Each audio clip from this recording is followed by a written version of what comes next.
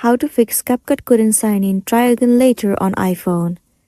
In order for you to fix this issue, first thing first, you have to make sure that you are connected to stable internet connection. If not, forget the password and rejoin it, or you can also turn on cellular data. Also try turning on airplane mode for a while. Sometime it should also fix the issue. Once done, now move into the settings. Head over to General, and then move into iPhone Storage.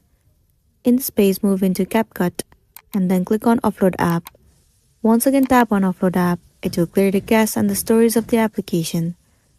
Well, if this doesn't fix the issue, the next thing you want to try doing is uninstall the application. Go back to your home page and tap and hold the app. Click on Remove App at the bottom of the screen. And then click on Delete App. Once done, reinstall the application from App Store. It should fix the issue that you have been facing, and then you'll be good to go. So that's the end of the video. If this video helped you, give it a like and check out our next tutorial. Thank you.